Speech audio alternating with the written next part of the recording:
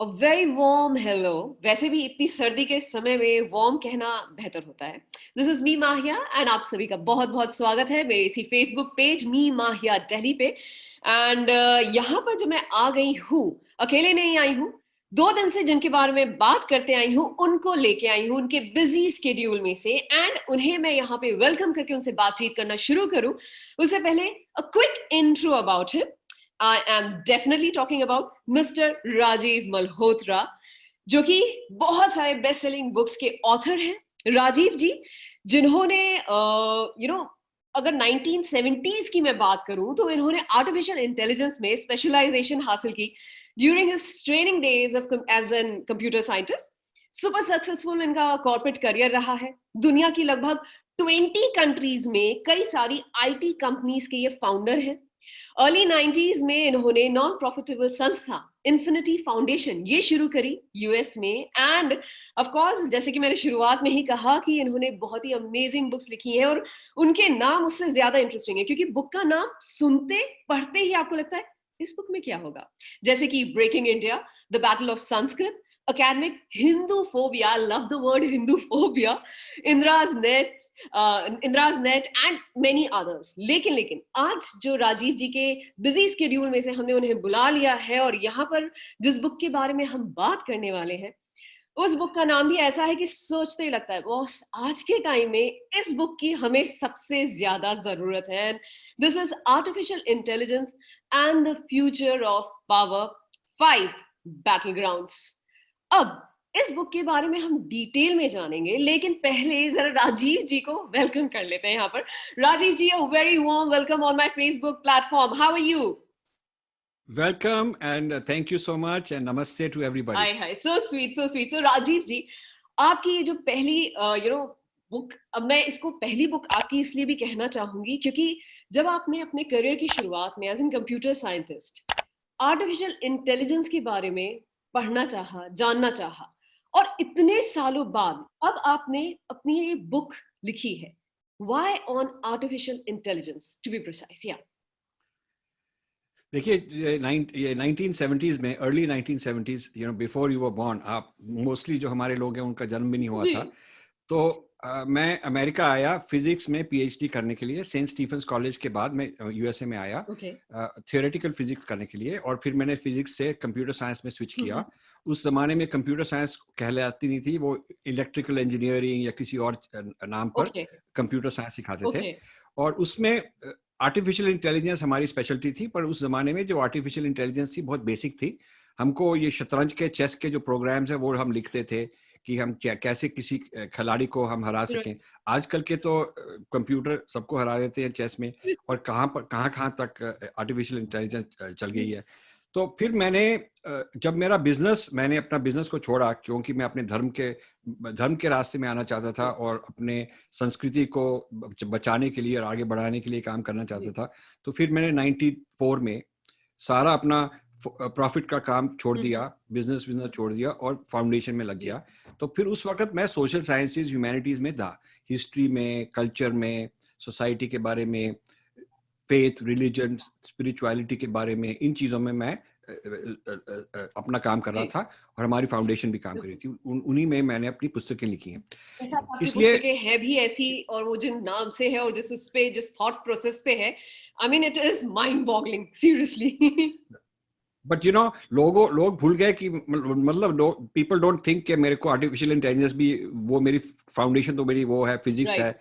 तो इसलिए लोग हैरान हो गए कि ये आर्टिफिशियल इंटेलिजेंस में क्यों पुस्तक लिख रहे हैं। तो मैं उसके बारे में कुछ बताना चाहता हूँ। पहले तो मैं ये कहना चाहता हूँ कि आर्टिफिशियल मीन्स नकली, और इंटेलिजेंस है समझो बुद्धि। तो इसका मतलब हमने एक ऐसी पुस्तक लिखी है, कह रही है नकली बुद्धि। नकली बुद्धि पर हमने पुस्तक लिख दी, ठीक है ना। और हमने कहा ये जो फ्यूचर है, पावर मतलब शक्ति, जो देश में शक्ति, जो इंडिया चाइना के बारे में लड़ाई हो रही है, उसके बारे में कौन जीतेगा, कौन सी इंडस्ट्री जीतेगी, कौन सी जाति जीतेगी, कौन से एम्प्लॉइज को जॉब मिलेगी, किसको जॉब नहीं मिलेगी, ये सब पावर का खेल है। ये सब एक तरह का कुरुक्षेत्र का खेल है। और जो नीचे बाईलाइन है, 5 बैटल ग्राउंड्स मींस 5 कुरुक्षेत्र। मतलब ये जो नकली बुद्धि है, ये सारी दुनिया को नचा रही है नचाएगी और भी नचाएगी। और इसके द्वारा 5 कुरुक्षेत्र पैदा हो रहे हैं, 5 कुरुक्षेत्रों में ये शक्ति आएगी, ये नकली बुद्धि आएगी, और इस नकली बुद्धि के कारण बहुत कुछ होगा। तो ये पुस्तक लिखी है। और ये जो नकली बुद्धि जिसके बारे में आप बात कर रहे हैं राजीव जी, मैं क्योंकि बहुत सारे हमारे जो व्यूअर्स फ्रेंड्स जो कि अभी फेसबुक पे साथ में जुड़े हुए हैं, उनके लिए इस नकली बुद्धि का थोड़ा सा अगर हम विश्लेषण करें, थोड़ा सा डाइसेक्शन करें तो बेहतर रहेगा। बिकॉज आर्टिफिशियल इंटेलिजेंस आज हर एक इंसान को छू रहा है। आप, मैं, मेरे पड़ोसी, मेरे घर का एक सदस्य, मेरे जानने न जानने वाले, आर्टिफिशियल इंटेलिजेंस एक तरीके से हमारी जिंदगी में एक तरीके कहना चाहिए ना वायरस की तरह एंटर कर रहा है। सो इसके बारे में अगर आप एक सादी भाषा में, लेम भाषा में समझाना चाहें तो प्लीज। जी, देखिए, जो टेक्नोलॉजी होती है वो अपनी फिजिकल बॉडी को आगे दम देती है। तो फिर लोग रेलगाड़ी में ज्यादा तेज से जा सकते हैं, ज्यादा भारी सामान उठा सकते हैं, कार में लेकर जा सकते हैं, हवाई जहाज में ले जा सकते हैं। तो जो फिजिकल मसल है उसका फायदा होता है। तो कई टेक्नोलॉजीज ऐसी हैं जो इंद्रियों को ज्यादा तेज करती हैं, जैसे माइक्रोस्कोप हो गया, टेलीस्कोप हो गया, या कोई सुनने के लिए ऐसी टेक्नोलॉजी है जिससे हम ज्यादा दूर सुन सकते हैं। अब ये आर्टिफिशियल इंटेलिजेंस ऐसी टेक्नोलॉजी है जो मन को बढ़ाती है। फिजिकल बॉडी को नहीं, वो माइंड को एक्सपैंड करती है, माइंड को एक्सपैंड करती है। समझो आपके पास आर्टिफिशियल इंटेलिजेंस हो, अभी मैं बताऊंगा कैसे होता है, तो वो आपकी बुद्धि बढ़ सकती है, क्योंकि आपको जो 50 लोग, 100 लोग, 1000 लोग काम करते हैं वो आप अकेला कर सकते हैं। और जैसे फॉर एग्जांपल फेशियल रिकग्निशन, जो लोगों के फेस है, अब आपका चेहरा जो है, आप 5-6 फोटोएं आर्टिफिशियल इंटेलिजेंस में डाल दें, और फिर एक मैदान में क्रिकेट मैच हो रहा है जहां पर 50,000 लोग बैठे हैं, और कोई कहे कि इनको ढूंढना है, आपको पहचानना है, 50,000 लोगों में वो फट पहचान लेगा। एक ड्रोन जाए, एक समझो ड्रोन गया कैमरा लेकर, उसको फट पता चलेगा कि वो यहीं बैठे हुए। तो ये चाहे अंधेरा भी हो वो पहचान ले सकता है, चाहे आपने ऐनक भी डाली हो, चाहे आपके बाल थोड़े चेंज भी किए हो, वो फिर भी पहचान लेगा। इसका मतलब उसकी जो माइंड है, रिकॉग्नाइज करने का माइंड है, और जो उसकी दृष्टि है, वो ह्यूमन बीइंग से ज्यादा तेज है इस बात में। इस तरह कई चीजों में आर्टिफिशियल इंटेलिजेंस बहुत ही आगे। जब आप फिंगरप्रिंट लगा के अपने स्मार्टफोन को खोलते हो, सपोज तो वो फिंगरप्रिंट पहले जमाने में ह्यूमन बीइंग, इंसान बैठ के शाई के साथ, इंक के साथ फिंगरप्रिंट लेते थे, फिर उसको नापते थे, फिर उसको कैलकुलेट करते थे। फॉर जो इंसान जिसको फिंगरप्रिंट के बारे में आता था, उसके पास बड़ा सर्टिफिकेट होता था, तो वो बहुत पैसे लेता था, बहुत टाइम लगता था। अब ये इधर करके लाखों करोड़ों लोगों में आपको पहचान लेगा, एकदम फट 1 सेकंड में लगेगा। ये आर्टिफिशियल इंटेलिजेंस का चमत्कार है। तो ये जो आर्टिफिशियल इंटेलिजेंस है, इसके साथ जिसके पास ज्यादा आर्टिफिशियल इंटेलिजेंस है, वो दूसरों के ऊपर हुक्म कर सकता है, वो दूसरों के ऊपर राज कर सकता है, दूसरों को गुलाम बना सकता है। क्योंकि उसके जैसे किसी के पास तोप है। अब जब बाबर आया था, बाबर इसलिए जीता क्योंकि बाबर तोप लेके आया था, जो सारे इंडियन सब कॉन्टिनेंट में सबसे पहले बाबर तोप लेके आया था लैंड से, और पोर्चुगीज वगैरह लेके आए थे सी से। तो ये इंडिया के राजों के पास चीज नहीं थी, ये ऐसा वेपन नहीं था उसमें। अब ये जब भी टेक्नोलॉजी बढ़ती है, तो उसके द्वारा कई लोग जीत जाते हैं, दूसरों को हरा देते हैं, दूसरों को अपना मतलब नौकर बना सकते हैं, उनको सर्वेंट बना सकते हैं, उनको स्लेव बना सकते हैं, इंडिया को कॉलोनाइज कर सकते हैं, यदि हमारे पास आर्टिफिशियल इंटेलिजेंस ना हो और बाकी लोगों के पास हो। तो ये आर्टिफिशियल इंटेलिजेंस की इंपॉर्टेंस आजकल के जमाने में बहुत ज्यादा। अब देखिए, जब इंग्लैंड में इंडस्ट्रियल रेवोल्यूशन हुआ था, जब उन्होंने बिजली के साथ सारी जो फैक्ट्री है वो बिजली से चलानी शुरू की थी, तो उसके द्वारा उसको कहते हैं इंडस्ट्रियल रेवोल्यूशन। तो फैक्ट्रीज जो है वो ऐसी ऊपर चली कि इंग्लैंड बन गया राजा और इंडिया बन गया गुलाम। तभी एक कॉलोनियल सिस्टम हुआ। ईस्ट इंडिया कंपनी ने हमारे ऊपर इसलिए राज किया क्योंकि उनके पास ये इंडस्ट्रियल रेवोल्यूशन था, ये उनके पास टेक्नोलॉजी थी, ऐसी उनके पास इंडस्ट्री थी जो हमारे पास नहीं थी। और फ्रांस और इंग्लैंड दोनों के पास ये थी, और दोनों आपस में लड़ रहे थे कि हम किसके ऊपर हुक्म करेंगे, तुम किसके ऊपर हुक्म करेगा, आपस में compete कर रहे थे कॉलोनीज के लिए। तो आजकल के जमाने में यूनाइटेड स्टेट्स के पास आर्टिफिशियल इंटेलिजेंस है, चाइना के पास आर्टिफिशियल इंटेलिजेंस है। चाइना अब पाकिस्तान के ऊपर रूल करेगा आर्टिफिशियल इंटेलिजेंस के साथ, उसको कॉलोनाइज करेगा। अफ्रीका को कॉलोनाइज कर रहा है। अमेरिका के भी बहुत सारे कंट्रीज हैं जो उनके ऊपर वो उनका हुक्म है, उनका राज है, उनकी वो कॉलोनीज मानते हैं। और इसीलिए चाइना और अमेरिका की आपस में टक्कर भी हो रही है। जैसे 200 साल पहले इंग्लैंड और फ्रांस की होती थी। हाँ, अब ये सारा टेक्नोलॉजी का खेल है। टोटली। अब देखिए ये आर्टिफिशियल इंटेलिजेंस का फायदा भी बहुत होता है, क्योंकि इसके साथ कई बीमारियां का इलाज होगा, कई नई नई दवाइयां निकलेंगी, कई एग्रीकल्चर में फार्मिंग के लिए बहुत फायदा होगा, फैक्ट्रियों में फायदा होगा, इस तरह कई चीजों का बहुत फायदा होगा। लेकिन जो आर्टिफिशियल इंटेलिजेंस को लेकर किसी के ऊपर हमला करे या किसी के ऊपर राज करना चाहे या पैसों धन के द्वारा उनके ऊपर कंट्रोल करना चाहे, वो भी कर सकता है। तो आर्टिफिशियल इंटेलिजेंस का मुझे जब पूछते हैं कि उसका फायदा होगा कि नुकसान होगा, मैं कहता हूं जैसे क्रिकेट में गेंद होती है, वो गेंद से आप 6 रन भी बना सकते हैं, लेकिन वो गेंद आपको आउट भी कर सकती है। यस। पर अनफॉर्चुनेटली जैसे आपने कहा ना कि पहले बाबर वो तोप लेके आया था, आज के टाइम में आर्टिफिशियल इंटेलिजेंस हम लोगों के लिए वो फिलहाल अनफॉर्चुनेटली तोप का ज्यादा काम कर रही है, trying to just overpower us and ruining us। और मेरे ख्याल से इसीलिए आपने जो 4 डेकेड पहले जिसके बारे में पढ़ाई की एंड आपकी भी जितनी पूरी बात है और चीजें आपने जो शेयर करी, now you have come up with this book artificial intelligence and of course the future of power 5 battlegrounds। इसकी अब आपको बहुत ज्यादा जरूरत महसूस हुई कि now this is the time कि इसके बारे में लोगों को अवेयर होना बहुत ज्यादा जरूरी है। ऑफ कोर्स आपने बहुत सारे राजीव जी एग्जांपल बताए, शेयर करे कि किस तरीके से एग्जैक्टली आर्टिफिशियल इंटेलिजेंस काम करती है। But if I am right, you can just please correct me if I am wrong. जैसे कि हम लोग हमारे यहाँ पर कोई भी इंफॉर्मेशन अगर नेट पे डालते हैं या कहीं पे भी जाती है, वो 10 जगह पे एक्सेस की जा सकती है बिना हमें बताए। ये भी आर्टिफिशियल इंटेलिजेंस का ही हिस्सा है। तो बेसिकली हमारे सिक्योरिटी थ्रेट भी बहुत ज्यादा है इस चीज से लेकर। तो मैं आपको व्यूअर्स को एक दो चीजें सिखाना चाहता हूँ अभी। एक तो वर्ड है मशीन लर्निंग। मशीन लर्निंग मतलब जो मशीन है वो सीखती जा रही है, आपसे सीखती जा रही है। अब देखिए 2 तरह के कंप्यूटर साइंस होते हैं। पहले जमाने का जो कंप्यूटर साइंस था, उसमें आप उस जो भी कंप्यूटर से करवाना चाहते हैं उसका पूरा अनुस्खा, पूरी रेसिपी आपको देनी पड़ेगी। आपको देनी पड़ेगी कि पहले प्याज काटो, फिर यहाँ उसको 2 मिनट के लिए तेल लगाओ, उसके ऊपर ये करो, फिर ऐसे करो, और करते ऐसे करोगे तो छोले भटूरे बन जाएंगे आपको।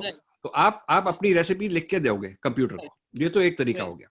दूसरा तरीका है कि आप कंप्यूटर को मत सिखाओ। कंप्यूटर कहता है मैं आपको देखता जाऊंगा, देख के मैं ही सीख जाऊंगा। मैं आपको देखूंगा कि आप क्या कर रहे हैं, आप कैसे बना रहे हैं, और वो कैसे बना रहा है, और वो कैसे बना रहा है, और जब कोई तेल की कमी है तो क्या आप डालते हैं, और जब जल्दी में बनाना है कैसे बनाते हैं, जब टाइम ज्यादा है तो कैसे बनाते हैं।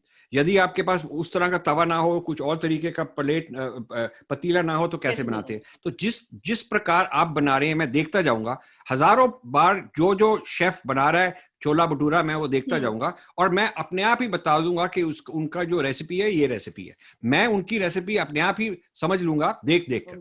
तो ये इसको मशीन लर्निंग कहते हैं। और जो एक्सपीरियंस देख रहा है उसको बिग डेटा कहते हैं। मतलब ये जो बिग डेटा होती है, ये मशीन लर्निंग को हम सप्लाई करते हैं, उसमें बिग डेटा डाली जाते हैं, और बिग डेटा के साथ वो जो मशीन है वो स्मार्ट बनती जा रही है। जितना ज्यादा एक्सपीरियंस हो उतना ज्यादा स्मार्ट बनेगी। और जितना ज्यादा डाइवर्सिटी का एक्सपीरियंस हो, कोई गरीब बना रहा है, कोई अमीर बना रहा है, कोई साउथ में बना रहा है, कोई गर्मी में बना रहा है, कोई सर्दी में बना रहा है छोले भटूरे, तो वो ये जो मशीन है ये तो बहुत तरह के छोले भटूरे हर सिचुएशन में बनाना सीख लेती है, अपने आप ही सीख लेती है। तो ये मतलब प्रोग्रामर बैठकर उसको सिखाता नहीं कि ये करो स्टेप 1 स्टेप 2 स्टेप 3 जैसे कुकिंग रेसिपी में लिखा होता है, उसकी जरूरत है नहीं। ये मशीन अपने आप ही सीखेगी कि आपको देख कर सीखी जाएगी। तो ये नई बात है, ये नया ब्रेक थ्रू है मशीन लर्निंग का। ये पहले कंप्यूटर साइंस में नहीं था। और इसका मतलब, इसकी सिग्निफिकेंस ये है कि जिस मशीन के पास ज्यादा डेटा है, ज्यादा एक्सपीरियंस है, तो वो ज्यादा समझेगी, ज्यादा सीखेगी। Right, any time. जिसके पास कम एक्सपीरियंस है वो इतना ज्यादा उसको नहीं सीखा जाएगा। सही बात है। अब देखिए समझो कोई ऐसा रोबोट बनाए जो क्रिकेट खेले, बैटिंग करे, तो उसके पास कितने सारे कैमरास हैं, 15 20 40 कैमरास हैं, और रेडार हैं, और वो एकदम देख के बता देगा बॉल कहाँ आ रही है, कहाँ बाउंस करेगी, कितनी देर में बाउंस करेगी, क्या स्पीड होगी, क्या स्पिन होगा, ये सारा वो कैलकुलेट कर लेती है। और फिर वो बैट घुमाएगी तो कभी ठीक लगा, कभी ठीक नहीं लगा, तो वो उसको एक्सपीरियंस बढ़ता जाएगा कि जब मैंने ऐसी बॉल को जज किया और इस तरह बैट लगाया तो ठीक नहीं हुआ, तो आगे से नहीं करूंगा। वो गलतियों से भी सीखता है, और जो सफर होता है उससे भी सीखता है। इसी को मशीन लर्निंग कहते हैं। सो मशीन लर्निंग में आपको खूब सारे एक्सपीरियंस का बिग डेटा चाहिए और खूब सारे ट्राई करते जाके और ट्राई कर करके सीखना चाहिए कि क्या सक्सेसफुल है, क्या सक्सेसफुल नहीं है। तो ये मतलब ये है कि जो मशीन लर्निंग है वो आपको जो कुछ आप सोशल मीडिया में दिख रहे हैं, जो आप क्लिक करते हैं, जो आप सिलेक्ट करते हैं, ये पोस्ट अच्छी लगी आपको, ये नहीं अच्छी लगी, उसके साथ वो आपकी साइकोलॉजी सीखता जा रहा है। बिल्कुल, यहाँ तक कि वो हमारे शब्दों को भी उठाकर वही चीजें सर्चेस में एकदम दिखाने लग जाते हैं। ऐसा भी होता है राजीव जी ना? उसको आपके बारे में ज्यादा मालूम है compare to your own friends and relatives. Machine artificial intelligence knows you better than you know yourself. क्योंकि जो आप समझते हैं कि मेरे को तो अपने बारे में सब कुछ मालूम है, लेकिन आपकी यादाश्त इतनी 100% तो नहीं है, कुछ आप भूल भी सकते हैं और कुछ आप क्योंकि शर्म है तो आप नहीं पहचाना चाहते अपने बारे में। लेकिन मशीन तो हर चीज की हर डिटेल वो कभी भूलेगी नहीं, हर चीज हर डिटेल वो हिसाब किताब रखती है। और जब भी आपने कहीं क्लिक किया तो जो मशीन लर्निंग है वो अपडेट हो जाती है कि इसके बारे में अब इसकी आइडियोलॉजी क्या है, इसके दोस्त कौन से हैं, ये किन से प्यार करती है, किन से नफरत करती है, कौन सी पार्टी को वोट करती है, कहाँ उसकी वेकेशन जाती है, इसकी हॉबीज क्या हैं, ये कौन सा ब्रांड खरीदना चाहती है, सारा कुछ मशीन को आपके बारे में पता है। इसको मशीन लर्निंग कहते हैं। तभी ये डेंजरस है कि जो विदेशी लोग हैं, जो गूगल के वाले हैं, ट्विटर वाले हैं, फेसबुक वाले हैं, सब विदेशी लोग ही हैं। उन्होंने ये सारी मशीन लर्निंग लगाकर आपके बारे में और हिंदुस्तान के जो कई करोड़ लोग हैं उन सब के बारे में उन्होंने पहचान लिया है, हर एक की साइकोलॉजी क्या है, हर एक की कमजोरी क्या है, उसको ब्लैकमेल कैसे किया जा सकता है, उसको कन्वर्ट कैसे किया जा सकता है, उसको लड़ाई में कैसे डाला जा सकता है। ये सारी जो ताकत है इसी को हम बैटल ग्राउंड कहते हैं। एग्जैक्टली, मेरे हिसाब से वही जो आपने 5 बैटल ग्राउंड्स जो कि आपने अपने इस बुक के बारे में कहा है, and we can just quickly talk about these 5 battle grounds, क्योंकि अभी हम लोग ने अलग अलग सिनेरियोस को टच कर लिया। इसमें फर्स्ट बैटल ग्राउंड जो है वो है economy, industry, education and jobs. यानी जॉब्स की बात तो करते ही दुखती नस पे हाथ रखने वाली बात है भारत देश में, तो खासकर अगर मैं बात कहूँ, और specially after Covid it is really really bad unfortunately. And economy क्या कुछ कह ही नहीं सकते इस बारे में तो अभी। तो इस बैटल ग्राउंड के बारे में प्लीज राजीव जी बताइए, क्या आपने किस तरीके से हाईलाइट किया अपनी बुक में? हाँ, इसमें ये है कि अब देखिए कुछ ये समझो ड्राइवरलेस कार आ गई जो अपने आप ही चलाती है, जो वो अपने आप मशीन लर्निंग सीख सीख के ड्राइविंग उसको आ गई, अंधेरे में हो, दिन रात हो, चाहे भीड़ हो चाहे ना भीड़ हो, उसको पता है ये पेडेस्ट्रियन है, चलता है कितनी देर में, कितना स्पीड पे चलता है, बाइसिकलिस्ट है, गिर भी सकता है, उसको ये सारा कुछ तरह तरह की चीजें जो है उसको पहचान है, क्योंकि वो सारी दुनिया में कितनी बार उसको कितना एक्सपीरियंस है, ड्राइवरलेस कार चलाओ सीखो और करोड़ों मील वो चलाकर सीख रही है। हाँ। तो इसीलिए ये जो ड्राइवरलेस कार है इसको बहुत एक्सपीरियंस है, और सपोज हमने ड्राइवर को निकालकर ड्राइवरलेस कार का जमाना आ गया तो फिर इसका इकोनॉमिक का फायदा, इसका फायदा होगा जिन लोगों ने ड्राइवरलेस कार चलाई है, बना रहे हैं, जो महिंद्रा बनाएंगे या जो भी बनाएंगे, और जो बेचारे ड्राइवर जिनकी नौकरी चली जाएगी उनका तो नुकसान हो जाएगा। तो इसका मतलब कुछ लोगों को फायदा होगा, कुछ लोगों को नुकसान होगा। इसी तरह से कई फैक्ट्री है जहां पर हजारों लोग काम करते हैं, वहां पर हजारों लोगों की जरूरत नहीं पड़ेगी, कुछ 100 लोग काम चला सकेंगे पूरी फैक्ट्री। और जहां पर 5000 10,000 लोग काम करते थे वहां पर 50 60 100 200 लोग काम कराएंगे। तो इसका मतलब काफी लोग अनएम्प्लॉयड हो जाएंगे। लेकिन जो आर्टिफिशियल इंटेलिजेंस सीखेंगे, जो जाके कॉलेज में कहीं पढ़ेंगे, आर्टिफिशियल इंटेलिजेंस करेंगे, कोर्स लेंगे, उनको जॉब भी मिल जाएगी। तो इसलिए प्रॉब्लम ये होगी कि जो इंडिया में लोग इतने पढ़े नहीं हैं उनके लिए बहुत ही प्रॉब्लम हो जाएगी, जो गरीब लोग हैं उनके लिए बहुत ही प्रॉब्लम हो जाएगी। एनजीओज इसको पहचान नहीं सके, एनजीओज इसके बारे में काम उनको करना चाहिए, आरएसएस को करना चाहिए, जो ये माइग्रेंट वर्कर्स हैं जो विलेजेस से आते हैं नौकरी करने के लिए, उनका क्या होगा, ऐसे लोगों की जरूरत होगी नहीं होगी, ये सारा कुछ रिसर्च करना चाहिए। ये रिसर्च जो आर्टिफिशियल इंटेलिजेंस का इंडिया के जो इकोनॉमी पर होगा, फायदा भी होगा नुकसान भी होगा, दोनों तरीके का होगा। क्योंकि और जैसे किस तरह के यंग एजुकेटेड जो लोग हैं उनको फायदा होगा, उनको जवाब मिलेगी, वो ज्यादा पैसा बनाएंगे, और किन किन का नुकसान होगा, इसके बारे में रिसर्च इंडिया में नहीं की गई। क्योंकि इंडिया में जो गवर्नमेंट आर्टिफिशियल इंटेलिजेंस के बारे में बोलती है और जो इंडस्ट्री में रिपोर्ट लिखते हैं मल्टीनेशनल जो कॉर्पोरेट हैं, ये कंसल्टिंग कंपनीज हैं, ये सब जो अमेरिका की बात है और यूरोप की बात है उस ढंग से बात करते हैं। और ये आर्टिफिशियल इंटेलिजेंस जो बिग कॉर्पोरेट लोग हैं उनकी दृष्टि से देख रहे हैं कि जो बिग कॉर्पोरेट लोग हैं वो उसका क्या से फायदा उठा सकते हैं। जो गरीब लोग हैं उनके बारे में नहीं सोच रहे। जो उन्होंने पंचायत में जाके, गांव में जाके किसी से नहीं पूछा कि इसके कारण आपको क्या होगा, यदि ये चीज होगी तो इसका क्या होगा।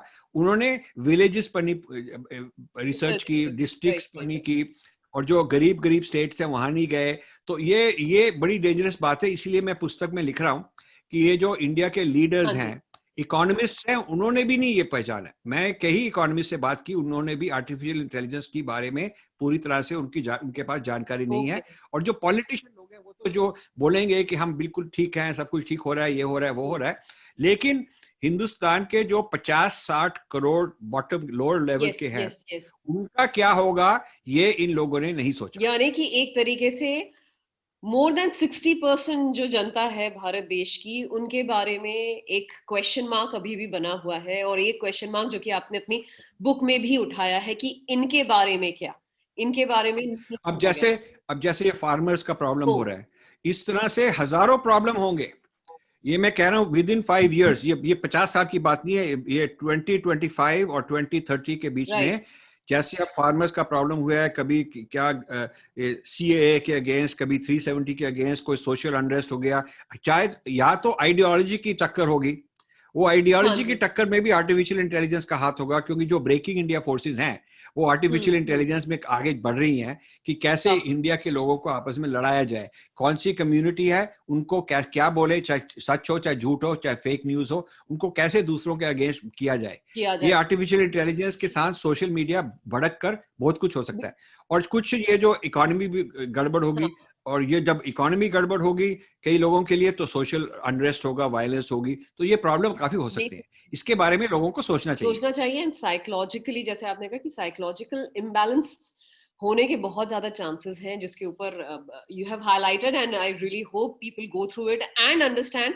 और खासकर जैसे, क्योंकि आपने पहले भी, मैंने कुछ और आपके इंटरव्यूज भी देखे हैं कि ये बुक जो है स्पेशली जिसके बारे में हम आज बात कर रहे हैं यहाँ पे मेरे फेसबुक पेज पे, this is majorly targeting people जैसे कि आप हो गए, हम हो गए, जो कि एक तरीके से आम जनता, आम नागरिक है भारत देश की, उनके लिए, उनको टच करने वाली, उनकी लाइफ को असर करने वाली ये बुक है। So I would really again request that you need to have your hands on this book.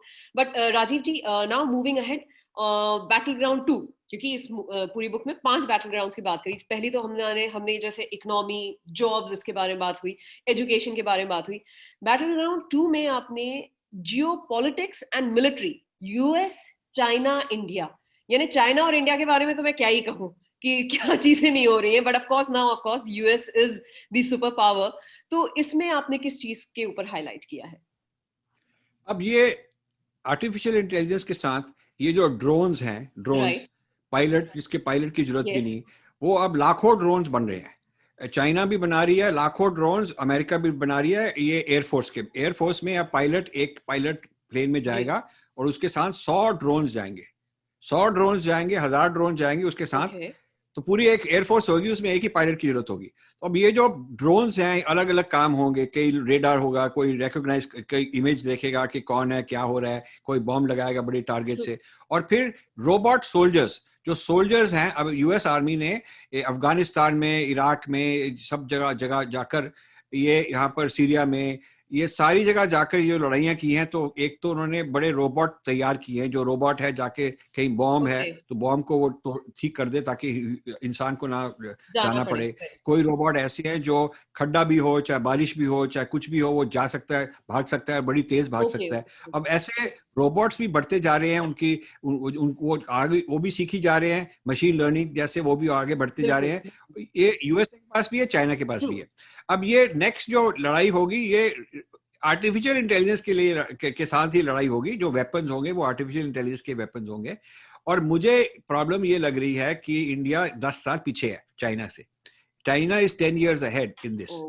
अब इंडिया बोलती तो बहुत है पर अभी तक इतना एक्चुअल नहीं निकाला, बोलते बहुत हैं।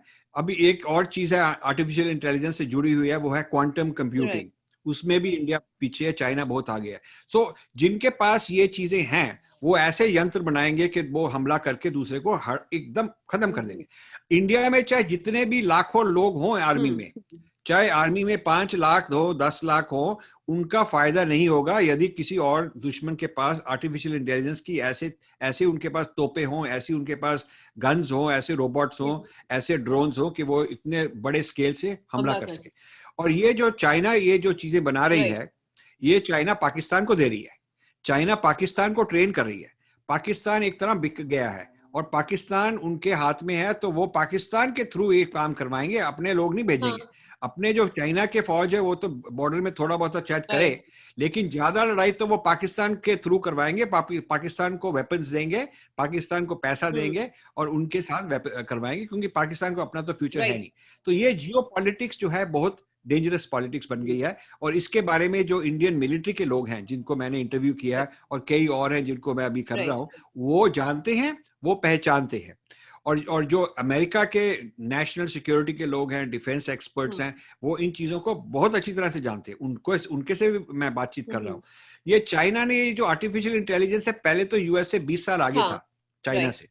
तो फिर चाइना ने काफी सीक्रेट चोरी भी किए, कुछ उन्होंने खरीदे, कुछ उन्होंने यहाँ वहां से ले लिए, कुछ अपने स्टूडेंट भेजे वो जो चोरी वोरी करके आ गए, कुछ उन्होंने हैकिंग की। तो चाइना ने जिस तरह से भी किया सो कर तो लिया ना उन्होंने किसी ना किसी तरीके से ये सारे सीक्रेट निकाल लिए। और आपने जैसे कहा राजीव जी कि 10 साल पीछे है, फ्रैंकली स्पीकिंग ये कहते ही मुझे ना एक झटका लगा कि 10 साल, बिकॉज हम लोग एक अलग ही नोशन में रहते हैं that we can just beat them. But कहीं ना कहीं ये जो कुछ बेसिक छोटी छोटी बातें आपने कही है, जो कि छोटी कतई भी नहीं है, it's huge and it is eye opener. And you know feeding Pakistan like that, और जो टनल्स भी बनाई जा रही हैं और सारे वो रोड बनाई जा रही हैं डायरेक्ट चाइना पाकिस्तान को जोड़ने के लिए, कहीं पर वो सारी चीजें लगती हैं कि हाँ, the thing that you have highlighted in this book, वो चीज उसके ऊपर बैकग्राउंड में ही पीछे कई सारे सालों से काम ऑलरेडी होते आ रहा है। इंडिया डिनायल में है, India is in denial. India के जो लीडर्स हैं वो ये बात कहना नहीं, लोगों को ये बात नहीं समझाना चाहते। वो नहीं चाहते कि ये ऐसे कोई, दे डोंट लाइक कि मैं ऐसी बात कर रहा हूँ, दे वांट कि मैं चुप बैठा रहूं। अब मुझे कुछ लोगों ने कहा कि आप ये पुस्तक लिख रहे हो तो हमारे दुश्मन है वो सीखेंगे कैसे इंडिया को कैसे हमला किया जाए और कैसे तोड़ा जाए, तो आपको नहीं लिखनी चाहिए। तो मैंने उनको कहा कि पिछले 5 साल से जब मैं रिसर्च कर रहा हूँ, मैंने सारी गवर्नमेंट लोगों, इंडियन गवर्नमेंट लोगों में दिल्ली जाके कहाँ मिनिस्ट्रीज को मिला, प्राइम मिनिस्टर से लेके ये मिनिस्ट्री वो मिनिस्ट्री, आईएएस लोगों को, डिपार्टमेंट, यहाँ जहां भी मेरे को भेजते थे मैं जाके पावर पॉइंट प्रेजेंटेशन करता था, अपने विचार बताता था खुल के, जो भी मेरे आइडियाज हैं कि क्या हमारा डेंजर है, क्या हो रहा है। मेरी बातें उन्होंने प्यार से सुन तो ली, मुझे अच्छी तरह से खाना वाना भी दे दिया, बहुत मेरी खातिरे की, बहुत खुशामद की, लेकिन उन्होंने कुछ इम्प्लीमेंट नहीं किया, एक्शन नहीं किया। अपनी वो अब चला रहे हैं, जैसे वो चला रहे हैं। मैं तो कह रहा हूँ कि ठीक है, जो उनको आता है वो कर रहे हैं, आई होप ठीक ही कर रहे हो। मैं तो चाहता हूँ कि इंडिया ठीक रहे। तो मैं तो अपनी तरफ से थक गया। फिर मैंने कहा कि चलो मैं अब जनता को समझा दूंगा, मैं ये पब्लिक को समझा दूंगा, जो लीडर माने ना माने पब्लिक को समझा दूंगा। मीडिया वाले भी नहीं जानते, जो भी अब ये जो हिंदुत्व के इतने सोशल मीडिया में हैं, कितने हैं, मैं उनका नाम नहीं दूंगा क्योंकि वो मेरे मित्र हैं, वो सब मेरे मित्र हैं और मेरी पुस्तकों से ही सीख कर ये काफी कुछ ऐसे हो रहा है। तो ये जो लोग हैं, ये उनको आर्टिफिशियल इंटेलिजेंस के बारे में क्यों नहीं आता? यदि वो लीडर है तो आना चाहिए। अब लेकिन उनको जीरो बात है। अब वो नकल मार के यहाँ वहां से थोड़ा सा पढ़ के थोड़ा सुनाने के लिए अभी शुरू होने वाला है। अभी देखिए कुछ ही हफ्तों में, कुछ ही दिनों में जब ये वीडियो आएंगे तो आप समझे 20, 30, 50, 100 एकदम आर्टिफिशियल इंटेलिजेंस के एक्सपर्ट खड़े हो जाएंगे। सब लोग इनफैक्ट इस पे मीम्स भी अब बहुत बनने लग गए हैं राजीव जी। इनफैक्ट आर्टिफिशियल इंटेलिजेंस पे आपकी ये बुक आई है and I could relate it so much, क्योंकि उसके ऊपर ऑलरेडी मीम्स आ रहे हैं। तो वो ये है, यही तो हमारे लोगों की बदनसीबी है कि देखो आपस में मिलकर काम नहीं कर सकते। अब मैं जो जितना मर्जी मेहनत करूं, मेरे से जुड़कर आगे नहीं ले जाएंगे। वो चाहते हैं कि इसके कंधे के ऊपर बैठकर सीख लो जल्दी जल्दी, फिर इसको अलग करके आगे भागो। तो ये जो हमारी भीड़ भड़क्के में धक्का धुक्का दे के आगे जाने की आदत है, इससे हमारा देश आगे नहीं जा सकता। इसीलिए इसीलिए ये भी एक बैटल ग्राउंड है। Oh yes, it is and big one.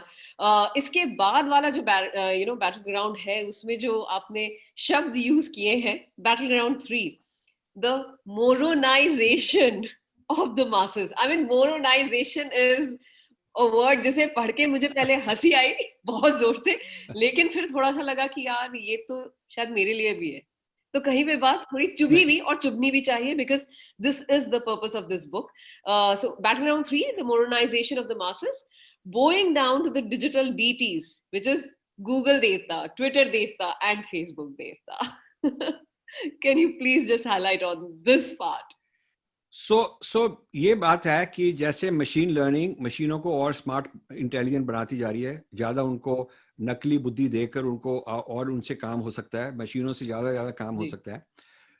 और उसी तरह ये इंडियन जो ह्यूमन बीइंग्स हैं, जो इंसान हैं, वो उनकी बुद्धि कम होती जा रही है।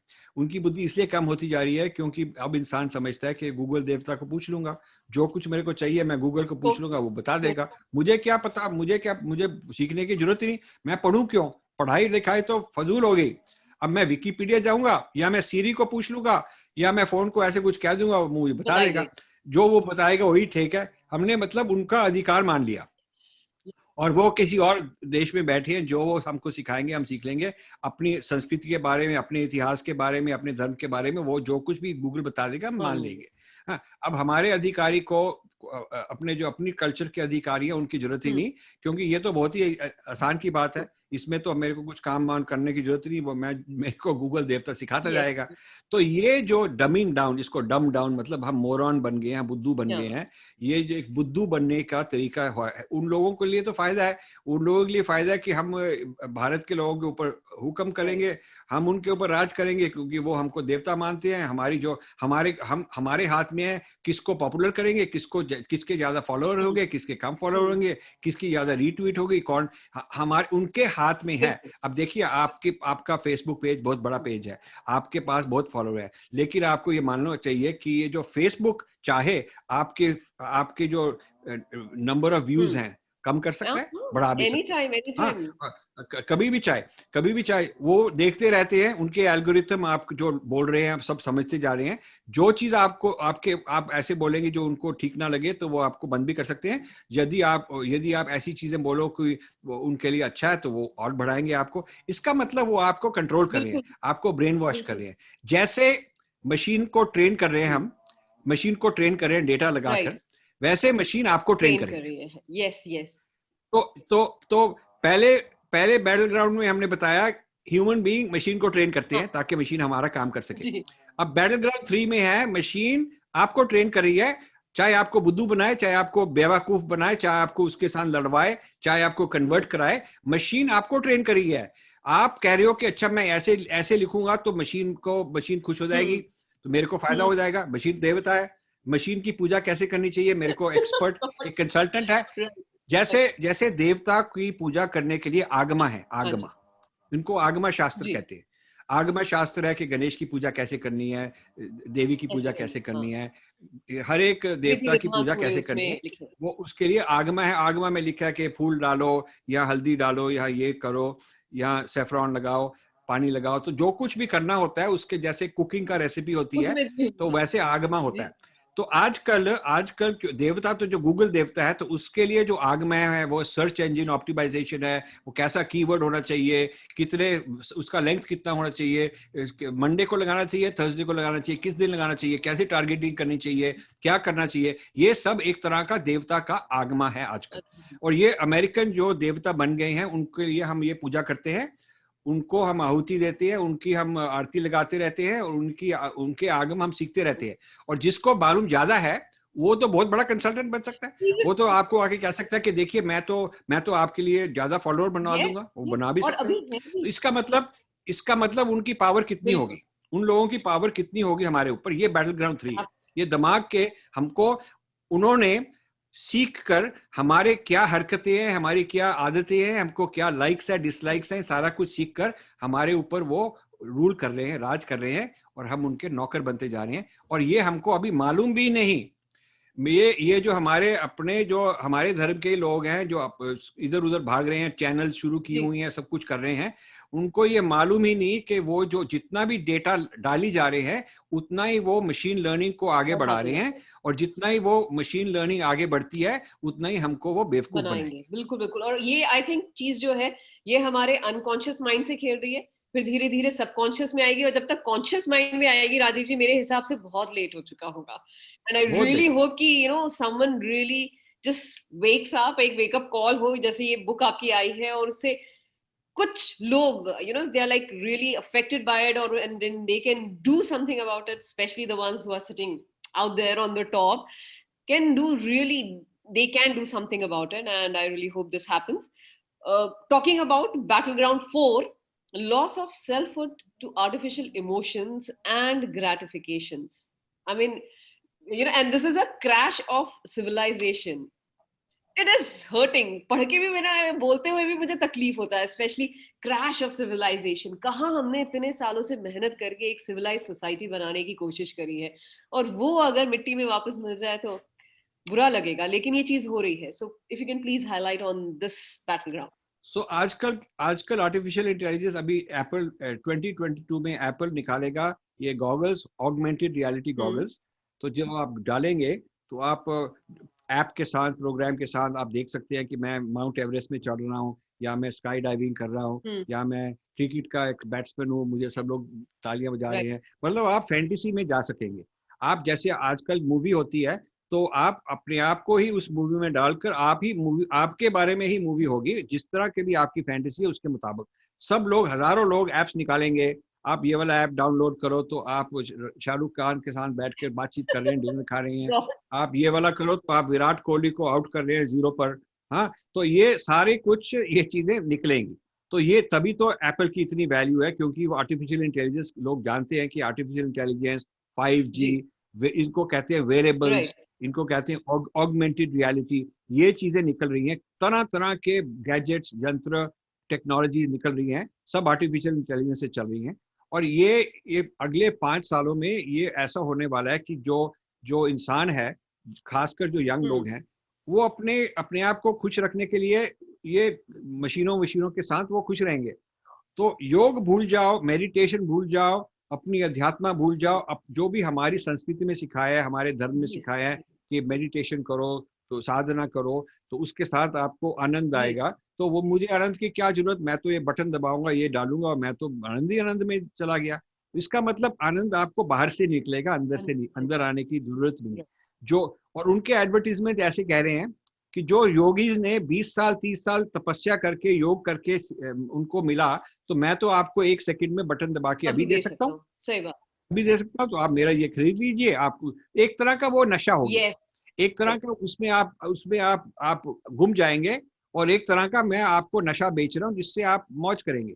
तो ये जो लोग हैं, हजारों लोग, करोड़ों लोग दुनिया में इस फैंटेसी में चलेंगे, तो जो लोग ये बेच रहे हैं उनका तो बहुत ही फायदा होगा। वो तो अभी तो कुछ भी नहीं, अभी तो ये कंपनीज बहुत ज्यादा इनकी वैल्यू है, तो इससे भी 10 गुना ज्यादा, 100 गुना ज्यादा वैल्यू बढ़ेगी इन कंपनीज की, क्योंकि इनके पास ये टेक्नोलॉजी है जिसके साथ सारी दुनिया को ये एक नशे में डालेंगे, और वो नौकर बन जाएंगे इनके, क्योंकि जैसे उनको सिखाएंगे वो लोग सीखेंगे। तो ये जो है, इसके साथ ये होगा कि जो ह्यूमन बीइंग है उसकी नौकरी की तो ज्यादा वैल्यू है नहीं, क्योंकि वो तो मशीनें कर सकती हैं।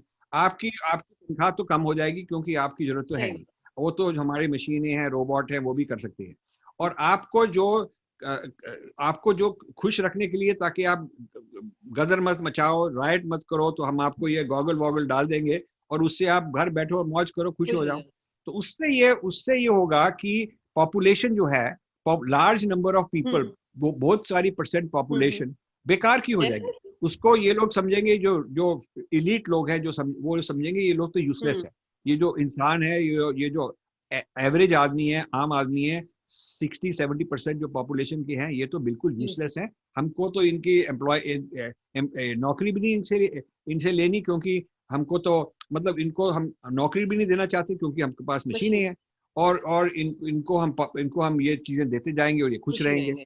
तो ये जो, इसको हम क्रैश ऑफ सिविलाइजेशन कह रहे हैं कि इसका क्या होगा। इसका क्या होगा सोसाइटी पर, और खासकर वो सोसाइटी जहां पर ओवर पॉपुलेशन, जहां पर आबादी बहुत ज्यादा है, इंडिया जहां पर पढ़ाई लिखाई के अनफॉर्चुनेटली। जहाँ पर पढ़ाई लिखाई के लोग कम हैं, और जहाँ पर जो ऐसे मस्ती में उनको जाने का इमोशनल ज्यादा राइट, है, इमोशनल ज्यादा है, मस्ती में आने का ज्यादा शौक है, और ये बहुत वर्नेबल, साइकोलॉजिकली ये लोग बहुत ठीक है, वीक है और वर्नेबल है। ऐसी सोसाइटी इंडिया से ज्यादा कोई और और नहीं नहीं है। है, और इसके लिए इंडिया बहुत ही ट्रबल में आ सकता ट्रू। है। इसीलिए हमने ये battle ground and 4। Thing is कि जैसे आप बोल भी रहे हैं राजीव जी कि पहले हमारे यहाँ पर योग और मेडिटेशन इन सब पे कितना, यानी बेसिकली यहाँ से तो चीजें ये सब जन्म ली हैं, तो हम लोग इस चीज के फायदे को नहीं समझते हुए उस रियल वर्ल्ड में नहीं रहना चाहते हैं, बल्कि उस आर्टिफिशियल वर्ल्ड में रहना चाहते हैं। हम लोग वेस्ट की तरफ बढ़ रहे हैं, वेस्ट वाले जो हैं वो अब ज्यादा योग और मेडिटेशन और इन सब में असली खुशी किसमें है उसकी तरफ बढ़ रहे हैं। And this to and fro जो हो रहा है, जो change of places and society हो रही है, this is really scary, and something which you have strongly highlighted in this book. And talking about battleground 4, stress testing the Indian राष्ट्र, अब ये तो बहुत ही खतरनाक होने वाला है। 5, ये बैटल ग्राउंड 5। yes 5।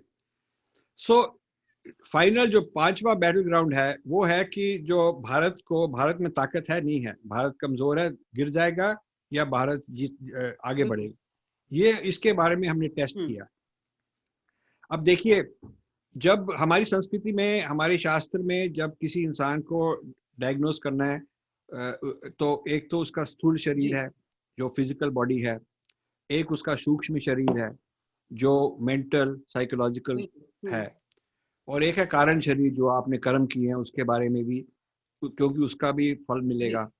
तो फिर यदि मैं आपको पहचानना चाहता हूँ, आपके बारे में कहना चाहता हूँ कि आप में ताकत है या आप कमजोर हैं, आप जिएंगे मरेंगे, क्या होगा आपका, तो इसके लिए आपको मेरे को चाहिए कि पहले मैं आपका स्थूल शरीर पहचानूं, परीक्षा करूं स्थूल शरीर पर, और फिर सूक्ष्म शरीर पर, और फिर कारण शरीर पर, तब मैं आपको कह सकता हूँ कि आपका स्ट्रेस टेस्ट आपका क्या होने वाला है। तो ये ही इसी तरह से हम कह रहे हैं कि राष्ट्र का भी स्थूल शरीर है, राष्ट्र का भी सूक्ष्म शरीर है, और राष्ट्र का भी कारण शरीर है। राष्ट्र का स्थूल शरीर है इकोनॉमी, इंफ्रास्ट्रक्चर है कि नहीं, जीडीपी है कि नहीं, जॉब्स है कि नहीं, इंडस्ट्री है कि नहीं, और स्थूल शरीर है डिफेंस, क्योंकि जो रक्षा करने वाले हैं वो भी तो स्थूल शरीर है। फिजिकल डिफेंस हम चाइना पाकिस्तान को हरा सकेंगे कि नहीं हरा सकेंगे, ये भी स्थूल शरीर की बात है। सो स्थूल शरीर को हमने इवेल्युएट किया कि ये जो आर्टिफिशियल इंटेलिजेंस है, हम उसके लिए तैयार हैं कि नहीं है, हम आर्टिफिशियल इंटेलिजेंस को लेकर आगे बढ़ेंगे, या बाकी दुश्मन आर्टिफिशियल इंटेलिजेंस को लेकर हमारे ऊपर डंडा लगाएंगे। हमारे जो इतने सारे 100 करोड़ 500 600 करोड़ जो गरीब लोग हैं, या मीडियम लेवल के लोग हैं, या विलेजेस के टियर 3 टियर 4 सिटीज के लोग हैं, उनका क्या होगा, माइग्रेंट वर्कर्स का क्या होगा, ये चीजें सब स्थूल शरीर की बात है। तो ये काफी वर्नेबल है इंडिया इन चीजों में। तो फिर है सूक्ष्म शरीर। अब जो राष्ट्र है उसका सूक्ष्म शरीर, मतलब हमारे लोग मोरॉन हैं कि मोरॉन नहीं है, यदि हमारे लोग मोरनाइज हो रहे हैं, तो इसका मतलब मोरनाइजेशन मतलब हमारा सूक्ष्म शरीर कमजोर है, हम एजुकेटेड नहीं है, हम बहुत ज्यादा ही इमोशनल हैं, हमको कोई भी भड़का सकता है, हमको कोई भी यहाँ वहाँ का नशा दे सकता है, तो इसका मतलब हम सूक्ष्म शरीर में कमजोर हैं, हम स्पिरिचुअली स्ट्रांग नहीं है, हम आनंद अपने से नहीं लेते, हम आनंद कहीं किसी और से खरीदते हैं, ढूंढने की कोशिश करते हैं, ना कि बाहर ढूंढने की कोशिश करते हैं। फिर सुनी सुनाई बात है कि वो बड़ा मूवी स्टार है, या वो सेलिब्रिटी है, वो फेमस आदमी है, उसके पास ज्यादा ट्विटर के ज्यादा फॉलोवर है, उसने कह दिया तो ठीक ही होगा। अब मुझे कितने लोग आके पूछते हैं कि आपने कहा पर फलाने ने तो ये कहा, जैसे कि मैं अपना टाइम वेस्ट करूंगा कि उसने कह दिया तो मैं उसके पीछे जाऊं। तो ये सूक्ष्म शरीर की कमजोरी है। और फिर जो राष्ट्र का धर्म है, हमने वो पालन किया कि नहीं, हमने कर्म ठीक किए कि नहीं, वो कारण शरीर है। यदि हमने अब नेचर को अब्यूज किया, एनवायरनमेंट को खत्म किया, गाय हत्या की, हमने खूब ये जानवरों को मारा पीटा, आपस में करप्शन की, पोल्यूशन बढ़ाई, तो ये जो काम किए, ऐसे कर्म किए, तो ये हमारा कारण शरीर भी क्लीन नहीं है, क्लीन नहीं है यदि हमने ऐसे किया।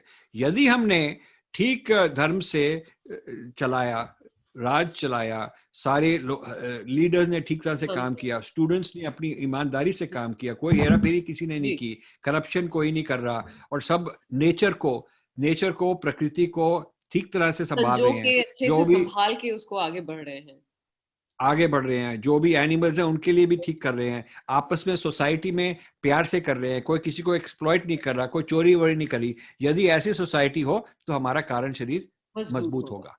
तो ये तीन जो शरीर हैं, स्थूल शरीर फिजिकल, सूक्ष्म शरीर मेंटल इमोशनल साइकोलॉजिकल, कारण शरीर जो कैरेक्टर है हमारा बिहेवियर है, इनके मुताबिक जो स्ट्रेस टेस्ट इंडिया का मैंने किया है, उसका नतीजा ये है कि India will face many challenges. मतलब इंडिया इतना सिंपल बात नहीं होगी, अगले 5-10 साल इंडिया के पास काफी चैलेंज आने वाले हैं, और ये चैलेंज मेरे को प्रॉब्लम नहीं होगा, मेरी तो एज ऐसी है और मेरे को वैसे कोई प्रॉब्लम नहीं होने वाला, लेकिन जो यंग लोग हैं उन्हीं के लिए हमने पुस्तक लिखी है, क्योंकि मैं चाहता हूँ ये लोग जागें और अपने लीडर्स को बोलें कि क्या कर रहे हैं आप हमारे लिए, लीडर्स भी सो रहे हैं, इसीलिए हमने पुस्तक। यस एब्सोल्युटली, एंड इनफैक्ट ये जो आपने जो तीन जो फिजिकल और मेंटल और जो हमारा वो पूरी स्ट्रेंथ के बारे में बात करी, we are at a very vulnerable stage.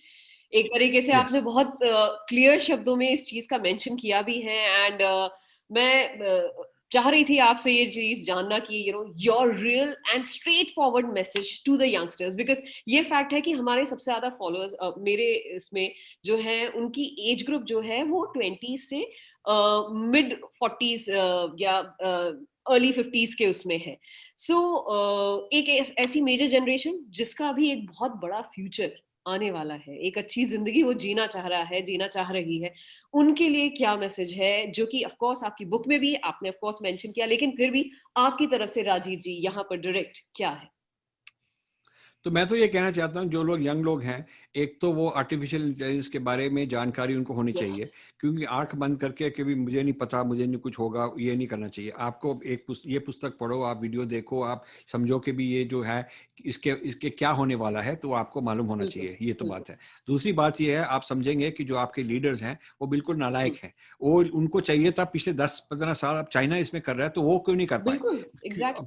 आपस में लड़ने में है कि मेरे को ज्यादा वोट मिलेगी, मैं उसकी गवर्नमेंट गिरा दूंगा, मैं यहाँ कोलिशन कर दूंगा, या उसको जेल में डाल दूंगा, उसको एफआईआर लगा देंगे। ये चीजें सारी चल रही हैं हमारे सारे सोशल मीडिया में। क्या स्कैंडल है, किस तरफ आप हैं, किस तरफ वो है, आपस में डिवाइड एंड रूल, इंडिया वाले लोग आपस में लड़ने में लगे हुए हैं, और ये चीज हमारे लिए ठीक नहीं है। Demand action from the leaders, तब लीडर्स कर सकेंगे, और क्योंकि जब वो क्वेश्चन उठाएंगे तो डेफिनेटली सामने वाला रिएक्ट भी करेगा, they will take some kind of an action, some kind of an action, yes, which is very important. And finally Rajiv ji, talking about this book and artificial intelligence and of course battleground के बारे में सब कुछ जाना, yes, this is the book Artificial Intelligence and the Future of Power, 5 battlegrounds, जिसके बारे में हमने इतने डिटेल में भी बात करी। राजीव जी, अब लोगों को बस एक क्लिक अवे पे चाहिए है ये book, so if you can, of course मैं यहाँ पर कमेंट बॉक्स में मैंने शेयर भी किया है, you can just click there and you can get this book. And इसके अलावा मैं राजीव जी आपसे चाहूंगी कि अगर आप भी प्लीज बता दें 2-3 जरिए जहां से वो जाकर वो इजीली इस बुक को ले सके और जान सके आर्टिफिशियल इंटेलिजेंस के बारे में। तो Amazon में बुक अवेलेबल है, इंडिया में भी है, यूके में भी है, यूएसए में भी है, और जो हमारा वेबसाइट है वो वेबसाइट है www.aiandpower aiandpower.com aiandpower.com। तो हम कमेंट में भी लिख देंगे, वहां आप क्लिक करें, आपको जितने भी हमने वीडियोस निकाले हैं वो अभी करीब 10-15 तो निकल चुके हैं, वो सारे लिस्टेड है हमारे यूट्यूब में है, और अभी हम हर हफ्ते 2-3 निकाल रहे हैं, अलग अलग वीडियोस निकाल रहे हैं।